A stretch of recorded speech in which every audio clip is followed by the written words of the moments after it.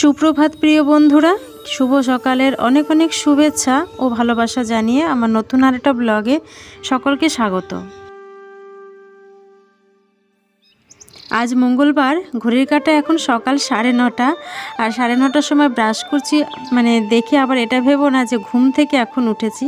ঘুম থেকে উঠেছি কিন্তু অনেক ভোরবেলায়, প্রায় তখন কটা বাজে, 5:45 হবে। তো এতটা সময় ব্রাশ করার সময় পাইনি এটা বলবো না, আমি ভুলেই গেছিলাম আজকে ব্রাশ করতে, জানো তো।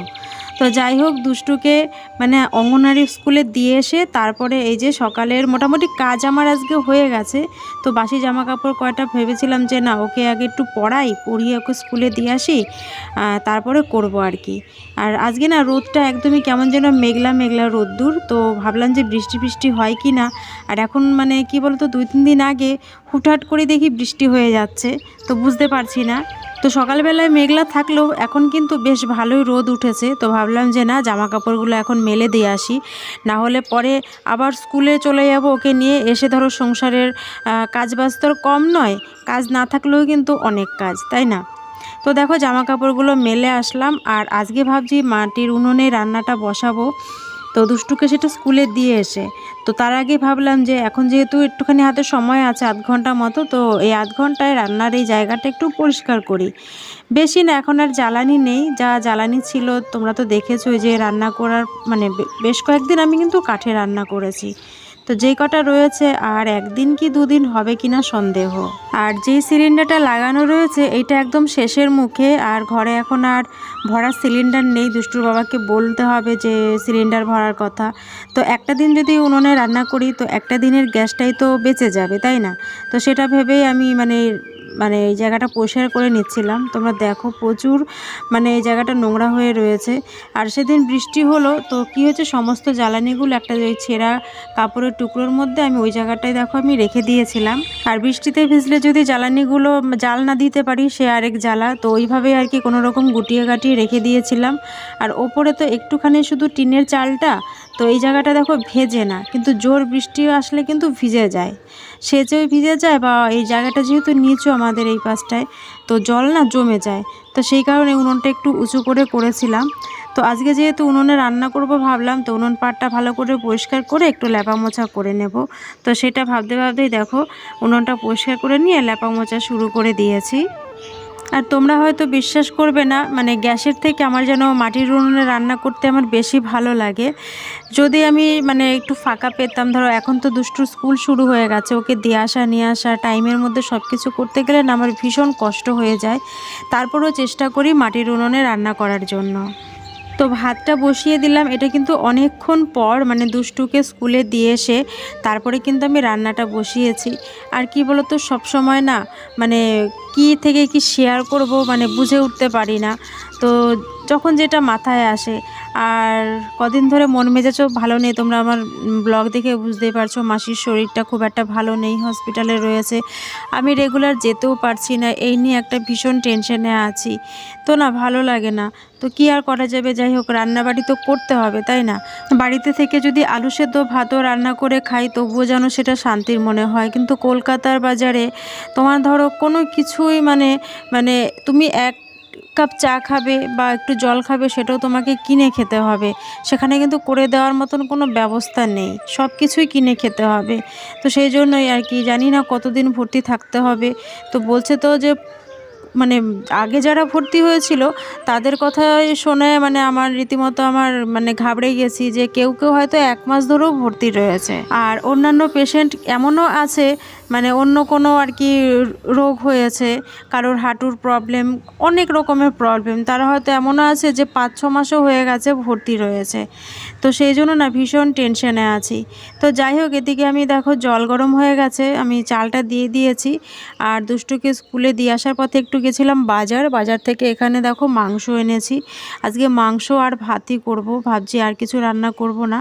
তো এদিকে দেখো মাংসটা আমি সমস্ত রকম মশলা দিয়ে আমি মাংসটা ম্যারিনেট করে নিচ্ছি। আর এইভাবে ম্যারিনেট করে কিছুক্ষণ রাখলে না মাংস রান্নাটাও কিন্তু খুব তাড়াতাড়ি হয়ে যায়। আমার এইভাবেই মানে সোজা মনে হয়। তোমরা যদি পারো এইভাবে রান্না করে দেখবে একদিন, দেখবে খুব ভালো হবে রান্না।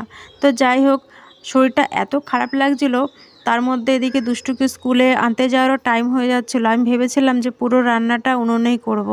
পরে যে দেখলাম যে না, এর মধ্যে ফোনে এক একজনের সঙ্গে কথা বলতে বলতে আমার আরও দেরি হয়ে গেছে। তো ভাতটা ওইদিকে বসিয়ে রেখে যে আমি কি করলাম বলো তো, এদিকে গ্যাসে আমি রান্নাটা বসিয়ে দিয়েছি। ভেবেছিলাম পুরো রান্নাটা উনুনেই করব।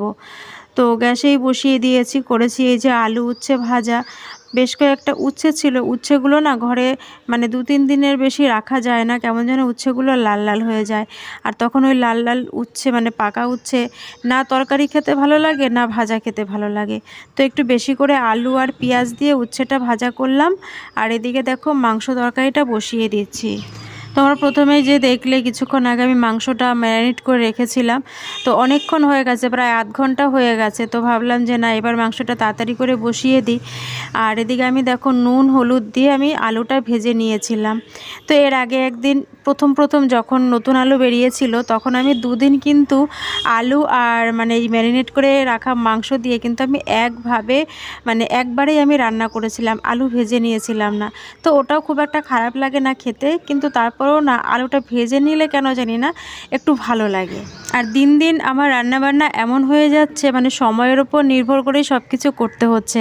মানে যেই কাজটা আমি আগে অনেকটা টাইম নিয়ে পরিষ্কার পরিচ্ছন্নভাবে করতাম, এখন মানে পরিষ্কার পরিচ্ছন্ন করি ঠিকই, কিন্তু খুব ঝটপট করতে হয় এখন। মানে আর সেই আগের মতন যে না করব ওই থাক পরে করছি বা কিছু, ওইভাবে আর হয়ে ওঠে না। তো সেইভাবেই মানে মাথায় থাকে একটা অন্যরকম চিন্তা যে আমাকে না দুষ্টুকে স্কুল থেকে একবার দিয়ে আসতে হবে, একবার আনতে হবে। যদি কেউ দিয়ে আসার নিয়ে আসার থাকতো তাহলে হয়তো এই টেনশনটা থাকতো না। তো দুষ্টুর বাবার পক্ষে তো সম্ভব নয়। যেদিন ওর ছুটি থাকে সেদিন তো হয় সরকারি ছুটি থাকে, ওর তো আর আলাদা কোনো ছুটি পায় না। তো সেদিন তো স্কুলও ছুটি থাকে, তাহলে ওকে আর আনবে কী করে? পার্সোনাল কোনো দরকার যদি থাকে যে না আজকে আমি যাব না বা কিছু, সেদিন হয়তো অন্যরকম, তাই না? তো যাই হোক, এদিকে দেখো তোমাদের সঙ্গে কথা বলতে বলতে কিছু বাসন ছিল সেগুলো আমি মেজে নিয়েছি। আর ওদিকে মাংসটাও আমার মোটামুটি রান্না হয়ে গেছে। তো এবার এই যে রান্নার এই জায়গাটা আমি পরিষ্কার করে নিচ্ছি। আর মাটির উনুনে রান্না করতে তো সাধারণত আমার কেন অনেকেরই ভালো লাগে যাদের বাড়িতে মাটির উনুন আছে, তাই না? তো ভাবছি যে কালকেও মাটির উনুনে রান্না করব, কারণ গতকাল না মানে আগামীকালের কথা বলছি। আগামীকাল তো দুষ্টুর স্কুল ছুটি থাকবে শিবরাত্রির জন্য। তো আগামীকাল চেষ্টা করব পুরো রান্নাটাই উনুনে করার জন্য। আর উনুনে রান্না করলে কি হয় জানো তো, এই মশলাপাতির কৌটোগুলো না কেমন যেন কালো কালো হয়ে যায়। তো সেই জায়গাটা আর ভালো লাগে না একটু পরিষ্কার না করে রাখতে। তো দেখো এদিকে আমি কৌটাগুলো একটু ভেজা কাপড় দিয়ে পরিষ্কার করে রেখে নিচ্ছি। কাজ যদি করতেই হয় সেটা আর কি পরিষ্কার পরিচ্ছন্ন করব, যাতে দুটো লোক কথা শোনাতে না পারে, সে আমার হাজব্যান্ডই হোক বা পরিবারের অন্য কেউ হোক। চেষ্টা করি নিজের মতন করে পরিষ্কার পরিচ্ছন্নভাবে করার জন্য। এতে যদি সময় একটু বেশি লাগে লাগুক, তাতে অসুবিধে কোথায়? আর কাজকর্ম পরিষ্কার পরিচ্ছন্ন করলে দেখবে মন আর শরীর দুটোই ভালো লাগে, তাই না? তো দেখো মোটামুটি রান্না আমার শেষ হয়ে গেছে। তো রান্নাঘরটা ঝাড় দেব, ঝাড় দিয়ে চলে যাব সোজা স্নানে। তো বন্ধুরা, আমার আজকের ভিডিওটাকে এই পর্যন্ত দেখলে তার জন্য তোমাদের অসংখ্য ধন্যবাদ। যদি পুরো ভিডিওটা দেখো তার জন্যও থাকবে তোমাদের প্রতি আমার অনেক অনেক ভালোবাসা। তোমাদের ভালোবাসা আর সাপোর্টে আমি তা খুব তাড়াতাড়ি সামনের দিকে এগিয়ে যেতে পারবো, সেই জন্য তোমাদের সাপোর্ট আমার বড়ই প্রয়োজন। আর যারা আমার এই ভিডিওটা প্রথম দেখছো, চ্যানেলটা সাবস্ক্রাইব করা নেই, তো তোমাদেরকে প্রথমেই বলবো একটা লাইক দিয়ে চ্যানেলটিকে সাবস্ক্রাইব করে নিও আর পাশে থেকেও সাপোর্ট করো। তো চলো আমি স্নানটা সেরে আসি, কারণ এখন বাজে প্রায় 1:20। আমার মানে 1:30টার মধ্যে আমাকে রেডি হয়ে দুষ্টুকে স্কুল থেকে আনতে যেতে হবে। তো ঝটাপট স্নানটা সেরে নিই। বাইরে কিছু জামা কাপড়ও আছে, ভাবছি একবারে সেই জামা কাপড়গুলো গুছিয়ে রেখে তারপরেই যাব। আর এইভাবে কাজগুলো মানে করি বলেই আমার কাজগুলো কিন্তু খুব তাড়াতাড়ি হয়ে যায়। সময়ের আগেই চেষ্টা করি নিজের কাজগুলো গুছিয়ে নেওয়ার। আর অনেক দিন হয়ে গেছে একটা কাঁথা পেতেছি, জানো তো, কাঁথাটা মোটে সেলাই করার আমি সময়ই পাচ্ছি না। এই বসবো করে আর বসা হয়ে উঠছে না। তো যেদিন ভাবি যে দুষ্টুর স্কুল ছুটি থাকে সেদিন হয়তো অন্য কাজে ব্যস্ত থাকি। জানি না কবে সেই কাঁথাটা তুলতে পারবো। তোমরা অনেকেই আমার আগের সেই ব্লগটা দেখেছো যে কাঁথা পেতেছি। তো ভেবেছিলাম আজকেও নিয়ে বসবো, দেখা যাক বিকেলে যদি একটু সময় পাই তাহলে করব। কারণ কি বলতো, একার হাতে না সব কিছু সামলিয়ে আমি নিজের জন্য হয়তো আর একটুও সময় পাই না। তারপরে ধরো ভিডিও এডিটের কাজ থাকে, ভিডিও অনেক কিছু, মানে অনেকটা টাইম লাগে করতে, জানো তো। তো সেই কারণেই আর মানে হয়ে উঠছে না। তো অনেকক্ষণ বাদে একদম মানে ব্লগের শেষ প্রান্তে এসে তোমাদের সামনাসামনি একটু কথা বলতে এলাম।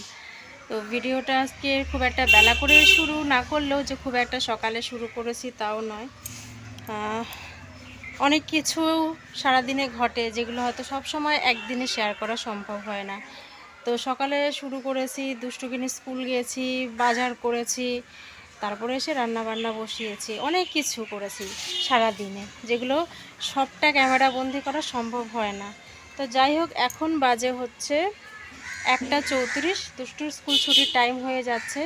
তো আজকে আমি এই জায়গাটা এখন গুছালাম না, বিকালের দিকে গুছাবে। কাঠগুলো না ওই উনুনের ওই কোনাটা, এই যে এইখানটায় রেখে দেবো। তাহলে কী হবে বলতো, রাত্রেবেলা ঝুপঝাপ বৃষ্টি নেমে যায় না, বুঝতে পারি না। আগের দিন বৃষ্টি নেমে গেছিলো, তো কাঠগুলো তো আমি আগেই তুলে রেখেছিলাম, ভেজে নিয়ে দেখে আমি ভাতটা করতে পারলাম। তো তরকারিটা গ্যাসেই করলাম, কারণ উনুনে রান্না করতে গেলে দুটো পদ একটু টাইম লেগে যেত, তাহলে দুষ্টুর স্কুল থেকে আনার টাইম আমি পারতাম না করতে, সেই জন্যই গিয়ে গ্যাসে গিয়ে বসালাম রান্না। তো যাই হোক, এখন দুষ্টুকে স্কুল থেকে আনতে যাচ্ছি, তারপরে এনে ওকে খাওয়াবো। আর সকালে আমারও সেরকম কিছু খুব একটা খাওয়া হয়নি, মানে শরীরটা না ভালো লাগছে না। তো যাই হোক, ভিডিওটা আর বেশি বড় করছি না, ঠিক আছে? সবাই ভালো থেকো, সুস্থ থেকো, সাবধানে থাকো। আর কি বলবো, তোমাদের কিছু বলার নেই। তো যাই হোক, আজকের মতন তাহলে এ পর্যন্ত।